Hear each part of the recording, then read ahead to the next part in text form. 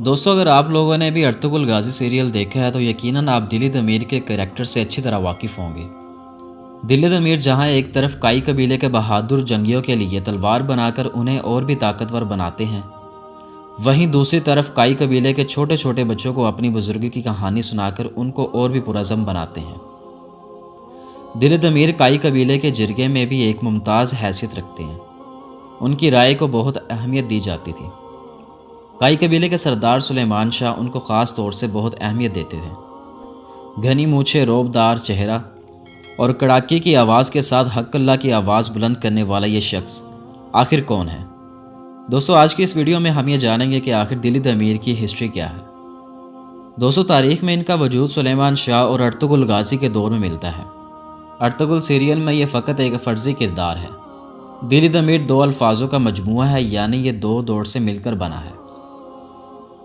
دمیر کا مطلب ہوتا ہے لوہا، دمیر کا مطلب ہوتا ہے بہادر یا پھر انصاف کے لیے کسی بھی حد تک جانے والا شخص، اور یہ نام ترکوں میں اکثر پایا جاتا تھا۔ لہٰذا آپ کہہ سکتے ہیں کہ دل دمیر کا مطلب ہے دلی لوہار یا پھر جذباتی لوہار۔ اگر ہم پرانی ترکی تاریخ کے مطابق بات کریں تو کہا جاتا ہے کہ جو دلی دمیر کا تعلق ایک ایسے خاندان سے تھا جو تلوار بازی میں بہت ہنرمند تھا، اور آپ بھی تلوار بازی میں یعنی تلوار بنانے میں بہت ہنرمند تھے۔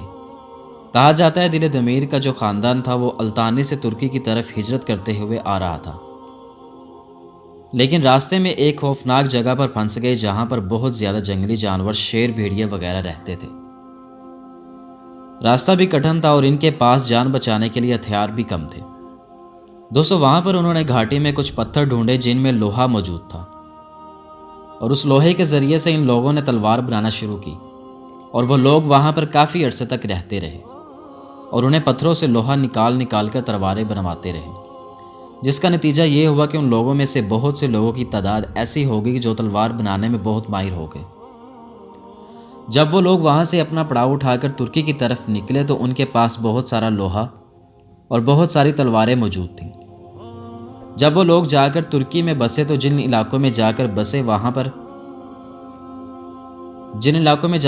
وہاں پر جتنے قبیلے آباد تھے ان میں سب سے زیادہ ماہر تلوار بنانے میں یہی لوگ تھے۔ اسی وجہ سے تمام لوگ انہی سے تلواریں بنایا کرتے تھے۔